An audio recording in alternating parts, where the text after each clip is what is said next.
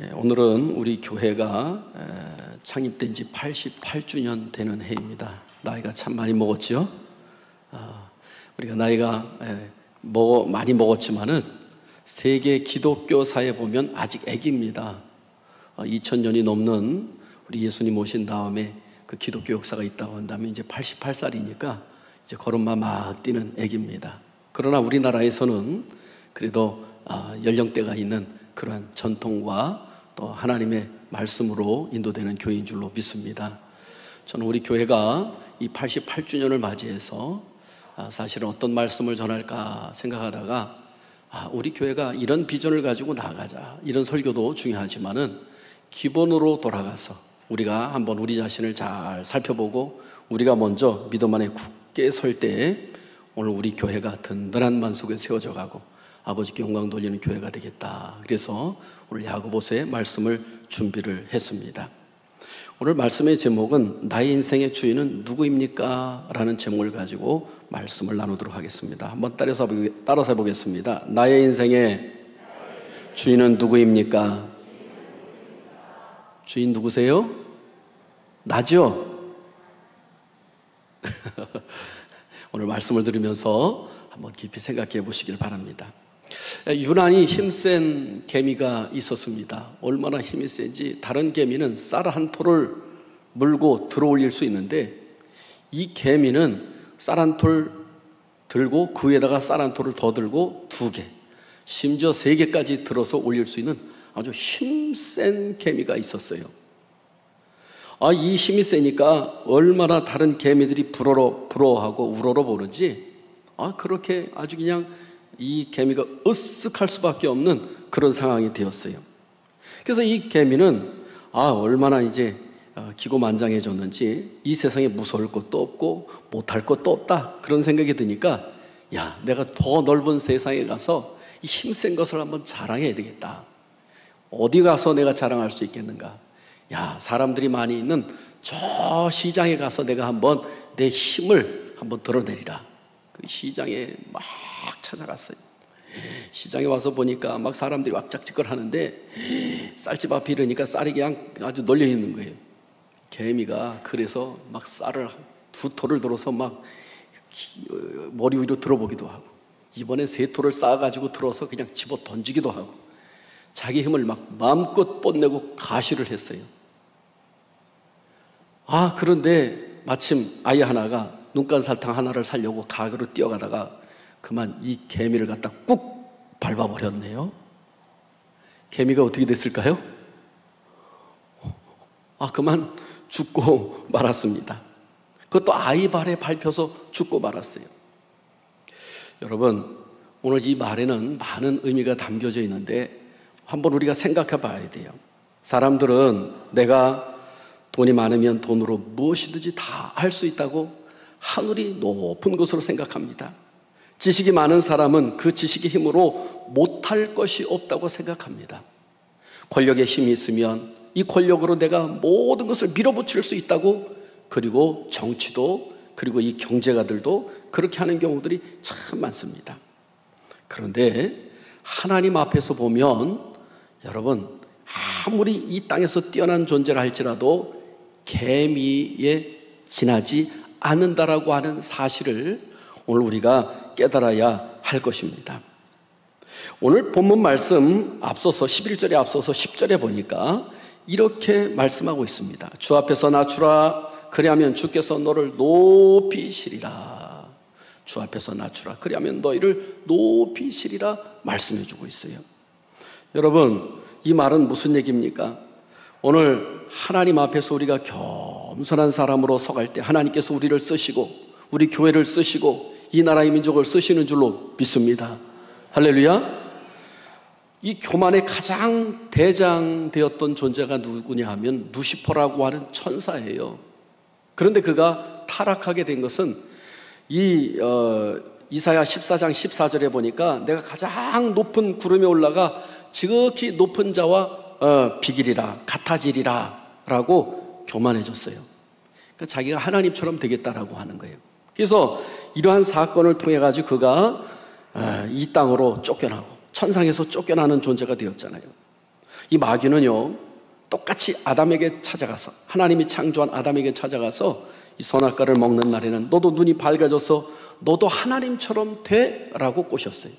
하나님은 내가 이것을 먹는 날에는 정령 죽으리라, 반드시 죽으리라 말했지만은 이 악한 사탄 마귀는 절대 죽지 않아.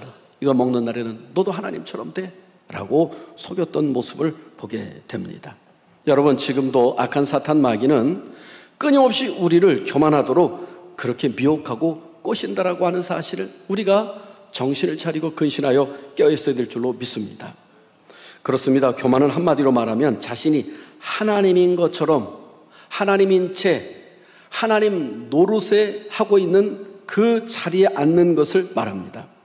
오늘 본문 말씀에 저와 여러분에게 하시는 말씀은 바로 하나님 노릇을 도대체 누가 하고 있는가? 라고 질문을 던집니다. 그리고 야고보 사도는 직설적으로 말을 하고 있기를 우리 인생의 주인은 누구신가? 라는 질문을 던지고 바로 우리 인생의 주인은 하나님이시다, 이것을 이끌어가고 있는 모습을 오늘 말씀 속에서 보게 됩니다. 여러분, 이 음성을 듣는 귀한 시간 될 수 있기를 주님의 이름으로 축복합니다. 그럼 우리 인간이 교만하지 않고 하나님의 자녀로 살아가는 원리가 있어요. 첫 번째로 보면 뭐뭐 하지 말라고 말씀하고 있는데 너의 이웃에게 하나님 노릇을 하지 말아라 라고 말씀해 주고 있어요. 여러분, 4장 11절로 12절 오늘 본문 말씀입니다. 한번 같이 읽습니다. 시작. 형제들아, 서로 비방하지 말라. 형제를 비방하는 자나 형제를 판단하는 자는 곧 율법을 비방하고 율법을 판단하는 것이라. 내가 만일 율법을 판단하면 율법의 준행자가 아니요 재판관이로다. 입법자와 재판관은 오직 한 분이시니 능히 구원하시기도 하시며 멸하기도 하시느니라. 너는 누구이기에 이웃을 판단하느냐?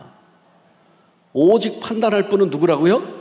하나님 한 분밖에 없는데 내가 누구간데 이웃을 판단하느냐? 오늘 본문에 이야기해 주고 있어요. 여러분, 이웃과의 관계에서, 남과의 관계에서 비방하지 말라, 판단하지 말라, 이 말씀을 분명히 전하고 있습니다. 이 비방하지 말라라고 하는 말을 헬라어 단어로 보면 말을 거꾸로 거칠게 하다, 아주 말을 거꾸로 거칠게 하다 또는 대적하다라고 하는 뜻이 있고요.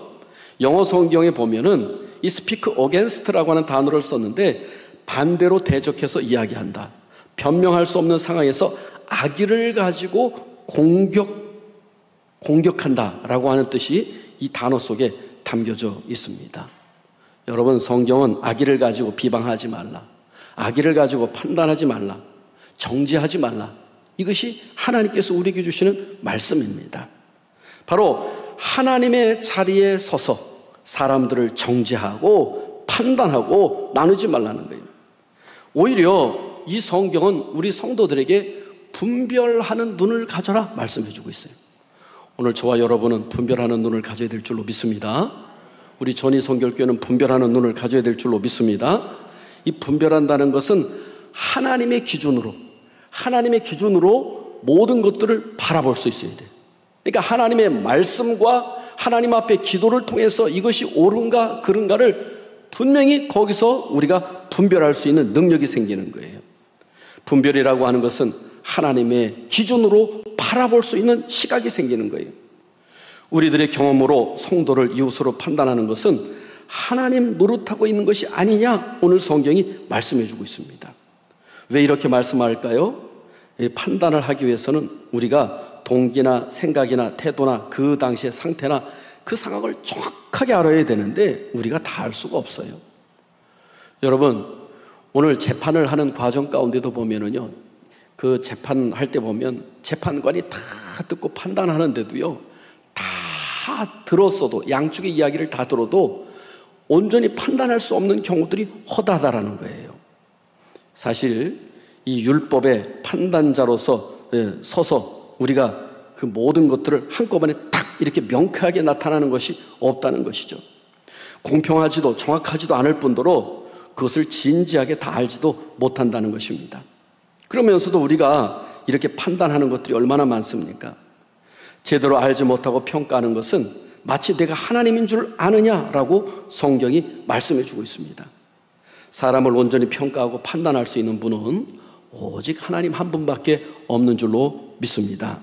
할렐루야. 그래서 마태복음 7장에 보면 남의 티는 너무 잘 보면서 내 눈 속에 있는 들보는 보지 못하느냐 말씀해 주고 있어요. 이것이 바리새인들의 실수였습니다. 바리새인들은요, 예수님 하나님의 아들이 왔는데 하나님 아들도 십자가에 못 박았다니까요. 예수님이 왔는데 예수님도 십자가에 못 박았어요. 그가 와서 안식일을 범한다. 안식일 날 병자를 고쳐주니까 어떻게 안식일 날 쉬는 날인데 내가 병자를 고쳐줄 수 있느냐 비난합니다. 유대인의 왕이라고 누명을 뒤집어 씌워서 예수님을 십자가에 못 박게 합니다. 사사건건 예수님이 하는 일에 늘 태클을 걸고 때만 되면은 그를 죽이려고 항상 꾀하고 있었음을 보게 됩니다. 여러분, 오늘 이들이 바리새인들이 그토록 예수님에게 야단맞았던 것은 뭐냐? 자기 자신들이 하나님 자리에 앉아서 예수님도 판단하고 그리고 세례 요한도 판단하고 그리고 그 당시에 예수님을 따르는 제자들도 판단했기 때문인 것입니다. 그래서 12절 말씀, 내가 누구간데 이 옷을 판단하느냐? 한마디로 말해서 내가 하나님이냐? 라고 말씀해주고 있다라고 하는 것이죠. 두 번째로 우리가 하나님 앞에 교만하지 않고 바르게 살아갈 수 있는 방법은 뭐냐? 너 인생에 하나님 노릇을 하지 말아라. 4장 13절에 보니까 이런 말씀이 있어요. 우리 같이 한번 읽어봅시다. 시작.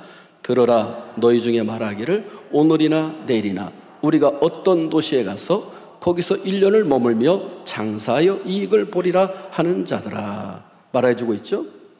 여기 참 보면 오늘이나 내일이나 어떤 도시에 가서 1년을 머물면서 장사해서 이익을 남기겠다. 여러분, 우리가 보통 이런 일반 사람들 다 계획하고 사업의 구상을 하잖아요. 그런데 인생의 주인이 자기라고 생각하는 사람들은 하나님 앞에 아무것도 묻지 않습니다. 그리고 자기가 모든 것들을 생각하고 판단하고 계획하고 나간다는 거예요. 시간, 장소, 기간, 무엇을 할지 결과까지도 자신들이 정해놓고 이렇게 이익을 남기리라 말합니다. 그런 사람들을 향해서 하나님이 말씀하시는 것이죠. 오늘 본문에 사실 계획을 세우는 것은 결코 나쁜 것이 아니에요. 그런데 누가복음 14장 28절에 보면 너희 중에 누가 망대를 세우고자 할진대 자기의 가진 것이 준공하기까지 족할런지 먼저 앉아 그 비용을 계산하지 아니하겠느냐. 여러분, 집을 지을 때 돈이 내가 어느 정도 가지고 있으니까 이 정도의 집을 짓고 살 수 있다. 다 계산하지 않겠어요? 사람들은 당연히 그러합니다. 준비하고 계획하는 것 옳은 것이라고 주님 말씀하고 있습니다. 그런데 문제는 그 계획 가운데 하나님이 계시느냐 안 계시느냐라고 하는 것이 중요하다는 거예요. 모험, 미래, 계획, 준비 다 좋습니다. 그 꿈 가운데 하나님이 계신가라고 하는 거예요.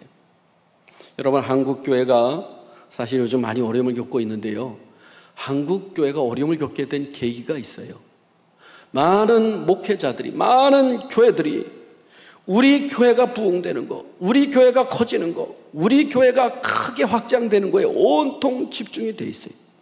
그 중간에 보면 우리 예수 믿으면 복 받는다, 예수 믿으면 잘 된다, 이 기복적인 신앙으로 엄청나게 흘러갔습니다. 그러면서 세상과 그리고 하나님의 영광을 위해서는 다 눈이 가려지고 온통 우리 교회, 우리 목사님, 또 우리 성도, 우리 것만 계속 이야기하다 보니까 이제 어떻게 보면 한국교회가 하나님의 꿈과 하나님의 어떤 계획과 하나님의 섭리를 다 잊어버렸어요. 사랑하는 성도 여러분, 우리 교회가 88주년이 되었는데 하나님이 없는 꿈, 하나님이 없는 계획, 하나님이 없는 미래는 교회 미래가 없어요. 오늘 그렇게 해서 오늘 기본적으로 다시 돌아가자. 오늘 교회의 주인은 하나님이시다. 이 하나님 앞에 기도하며 하나님의 말씀에 붙들림 바 되어서 우리 교회 성도들이 하나님을 주인으로 삼고 하나님이 기뻐하시는 것을 계획하며 나아가는 교회가 되어야 될 줄로 믿습니다. 내가 정말 하나님 노릇을 하고 있는가? 목사가 하나님 노릇을 하고 있다고 한다면 신천지 이만희와 똑같은 거예요. 여러분, 교회 장로님들이 하나님 노릇을 하고 있다고 한다면 산으로 갈 수 있다는 사실을 알아야 돼요. 권사님들이 기도의 자리에 나가지 아니하고 정말로 한 사람이라도 그 생각과 마음이 하나님 자리에 가서 서 있다고 한다면 교회는 결코 바로 설 수가 없는 거예요. 사랑하는 성도 여러분, 오늘 우리 인생의 주인은 내가 아니고 하나님이시라고 하는 사실을 분명히 깨닫고 하나님이 기뻐하시는 것으로 우리가 마음을 모두 나가야 될 줄로 믿습니다. 그래서 매튜 헬류라고 하는 유명한 주석가 목사님이 있는데 우리 인간에게는 세 가지 근본적인 문제가 있다라고 이야기를 했어요. 어떤 문제냐 하면 세속적이며 자기 머리만 의지하며 살아가는 사람이 있다는 거예요. 생각하는 것마다 세속적이고 자기 머리를 의지하는 사람. 두 번째는 어떤 사람이냐, 세상 일의 쾌락만 추구하는 사람들, 쾌락을 추구하는 사람들이 있다는 거예요. 세 번째로는 하나님의 섭리에 대한 고려 없이 화려한 미래만 꿈꾸고 그리고 자기 계획대로 밀고 나가는 그런 사람이 있다는 거예요. 과연 우리는 지금 가지고 있는 꿈이 정말로 나의 삶이 하나님의 꿈이고 하나님과 함께 하고 있는가를 우리는 끊임없이 뒤돌아봐야 될 줄로 믿습니다. 우리가 직장을 들어가는 일, 결혼하는 일, 학교를 정하는 일, 그 속에 하나님이 계시는지 우리는 곰곰이 생각해보고 기도하며 나가야 될 것입니다. 14절 말씀 보세요. 같이 읽습니다. 시작. 내일 일을 너희가 알지 못하는도다. 너희 생명이 무엇이냐? 너희는 잠깐 보이다가 없어지는 안개니라. 여러분, 하나님 없이 혼장담하는 사람, 여기 와서 장사해서 큰 이익을 남겨가지고 내가 떵떵거리며 살겠다 혼장담했습니다. 이것은 바로 자기가 왕노릇하고 있잖아요. 그런데 성경은 내일 일은 너희가 하나도 알 수가 없다는 거예요. 여러분, 우리가 이렇게 지금 건강하게 앉아있는 것 같잖아요. 어느 날 갑자기 건강이 하루아침에 이루어질 수도 있는 거예요. 아니, 어느 날 갑자기 나의 생명이 있는 일도 생길 수 있는 거예요. 어느 날 갑자기 나의 삶 가운데 어떤 일이 생길 수 있다라고 하는 사실, 그 누구도 아무도 알 수 없는 거예요. 사랑하는 성도 여러분, 하나님 앞에서 그러므로 자랑할 자도 없고 교만할 자도 없다라고 하는 사실을 깨달아야 될 줄로 믿습니다. 오직 하나님만이 나의 주님이십니다. 수고하고 무거운 짐진 자들아 다 내게로 오라고 말씀하신 주님 안에 우리가 거할 때 우리는 참된 믿음의 사람들이요 승리의 사람이 될 줄로 믿습니다. 그럼 우리가 구체적으로 어떻게 해야 될까? 그 다음 말씀도 계속 이어집니다. 첫 번째로 하나님의 주권을 인정하시기를 바랍니다. 4장 15절 말씀, 너희가 도리어 말하기를 주의 뜻이면 우리가 살기도 하고 이것이나 저것을 하리라 할 것이거늘. 하나님의 뜻 안에서 하나님께서 막으시면 사실 하나도 되는 것이 없는 거예요. 하나님께서 여시면 닫을 자가 없고 하나님이 닫으면 열 자가 인간이 아무도 없어요. 오직 주님만이 마스터키를 가지고 계시다는 사실을 깨달아야 될 것입니다. 그래서 그분 앞에 내 것을 다 내려놓고 하나님의 주권을 인정하시기를 바랍니다. 여러분, 사탄이 언제 우리의 마음과 심령을 딱 주장하는 줄 알아요? 내가 염려하고 내가 근심하고 내가 할 때 이 사탄이 딱 틈을 타고 들어옵니다. 그런데 이 모든 것 가운데 하나님이 나와 함께 하심으로 내가 두렵지 않다. 하나님이 나의 삶을 인도하시고 나를 붙들어 주신다. 하나님을 의뢰하고 나갈 때는 악한 사탄 마귀는 한 길로 왔다 7길로 도망가는 줄로 믿습니다. 두 번째로 우리가 어떻게 해야 되느냐, 허탄한 자랑을 하지 말라라고 말씀해 주고 있어요. 16절에 보니까 한번 또 같이 읽습니다. 시작. 이제도 너희가 허탄한 자랑을 하니 그러한 자랑은 다 악한 것이라. 이 자랑하지 말라라고 하는 얘기는 한마디로 말하면 하나님 앞에 까불지 말라는 거예요. 내가 조금 있다고, 내가 잘났다고, 조금 내가 있다고 하나님 앞에 자랑할 것이 아무것도 아니라는 거예요. 그 다음에 하시는 말씀이, 그 전에 하시는 말씀이 너희는 새벽 안개와 같은 존재다라고 말해주고 있지 않습니까? 그렇습니다. 오늘 우리가 너는 내일 일을 자랑하지 말라, 하루 동안에 무슨 일이 일어날는지 내가 알 수 없느니라, 잠언 27장 1절에 이런 말씀을 해주셨어요. 그리고 심지어 누가복음 12장에 보면 한 사람이 예수님을 찾아왔습니다. 예수님을 찾아와가지고, 예수님, 내 형이 내 재산을 나에게 나눠주질 않아요. 예수님 말씀하셔서 내 형이 나에게 재산을 나눠줄 수 있도록 좀 말씀 좀 해주세요 라고 이야기를 합니다. 그랬더니 예수님이 누가 나를 재판관으로 세웠느냐라고 하시면서 말씀하시는 내용이 있습니다. 어떤 내용이냐면 한 마을에 큰 부자가 있었다. 이 부자가 생각하기를 내가 씨를 뿌리고 농사를 지어서 그리고 창고도 크게 지어서 내가 소출을 다 거두어 창고에 가득가득 채워놓고 이제는 내가 잔치를 배설하며 그렇게 즐겁게 삶을 살리라. 그렇게 생각을 하고 그렇게 합니다. 그런데 예수님이 그 다음에 또 말씀하죠. 그런데 이 부자가 자기 농사를 짓고 창고를 해서 곡식을 다 걷어들였는데 하나님이 오라 하니까 이 사람이 죽어버렸네. 그럼 이 재산이 누구 것이 되겠느냐? 라고 하면서 이 재판관으로 세워달라고 예수님에게 말해달라고 한 사람에게 예수님께서 이야기하는 장면을 보게 됩니다. 오늘 밤에 내 영혼을 도로 찾으리니 누가 예비한 것을 갖겠느냐 말해주고 있어요. 여러분, 하나님께서 이 부자를 향해서 자랑하지 말라, 내가 있다고 우쭐을 대지 말라, 오늘 밤에 내가 죽으면 아무것도 아니다 라고 말해주고 있어요. 사랑하는 성도 여러분, 성경은 말합니다. 네가 가지고 있는 것, 내가 쥐고 있는 것, 내 것이라고, 영원할 것이라고, 의지하는 버팀목이 될 것이라고 절대로 생각하지 말라는 거예요. 그거는 아침 안개와 같이 다 사라질 수 있다고 말씀해주고 있습니다. 세 번째로 오늘 우리에게 주시는 교훈의 말씀은 오늘 선을 행하라 라고 말씀해주고 있어요. 야고보서 14장 17절 말씀 같이 읽습니다. 시작. 그러므로 사람이 선을 행할 줄 알고도 행하지 아니하면 죄니라. 비방하고 비판하고 판단하고 그리고 하나님 자리에 내가 앉아있는 것이 아니라 하나님이 나의 주인 되심을 믿고 내게 있는 것으로 선을 베풀며 사랑을 나누는 사람이 되어라 라고 말씀해주고 있어요. 여러분, 우리 인생은 유한한 인생입니다. 무두셀라가 몇 살 살았어요? 969살을 살았어요. 근데 결론적인 얘기는 뭐냐면 1000년 가까이 살아도 그도 죽었다라고 하는 거예요. 여러분, 우리 인생은 100년도 못 사는 인생들입니다. 근데 1000년, 만년 살 것처럼 그렇게 하나님 자리에 앉아서 그리고 하나님의 뜻을 이해하지 못하고 나만을 위해서 살아갈 때가 얼마나 많습니까? 기회가 있을 때 하나님께서 너의 인생 가운데 은혜를 주셨을 때 그 기회를 낭비하지 말고 바로 오늘 선을 행하라 라고 말씀해 주고 있습니다. 언제 하라고요? 오늘 하라고 말씀해 주고 있어요. 지금 순종하라고 말씀하고 있습니다. 오늘은 우리의 것이지만 내일은 우리의 것이 아닐 수가 있다라고 하는 사실인 거예요.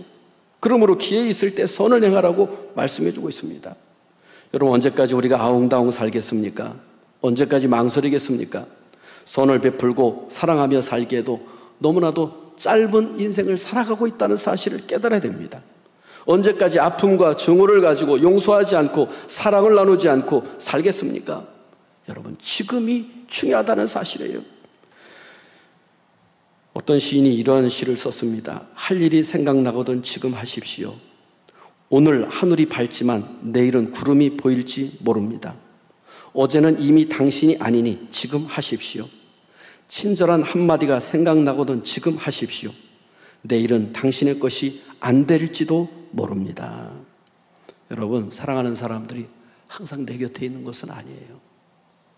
우리 사람들은요, 이 생각과 이 가치관이 얼마나 다양한지 몰라요. 결혼해서 부부가 살아도요, 이 부부 사이에도 얼마나 생각이 들리는지 몰라요. 오죽하면 저에게 우리 아내가 얘기하기를 당신은 당신이 생각하는 거 반대로 행동하라고.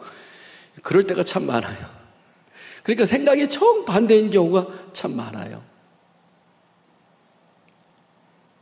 그런데 생각해 보면 100% 맞고 100% 틀린 것은 이 세상에 없더라고요. 그죠? 국회에서 법안을 만들 때도 보면 막 이쪽에서 안 된다고 막 두 손을 들고 막 말리기도 하고 한쪽에서 막 통과시키려고 막 하려고 하잖아요.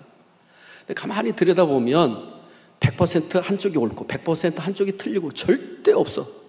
이게 49대 51이냐 60대 40이냐 이 차이로다가 이제 어느 쪽을 택할 것이냐 이것들이 결정나는 건데요. 그렇죠? 우리 가정에서도 마찬가지. 사람들의 생각이 이게 100% 틀리고 맞고가 있다기는 뭐 특별한 경우 빼놓고는 없어요. 그런데 그것을 잘 조절하며 삶을 살아가는데 사실은 어려울 때가 많이 있잖아요. 내 생각과 맞지 아니하면 우리가 판단하고 비방하고 다투고 그러잖아요.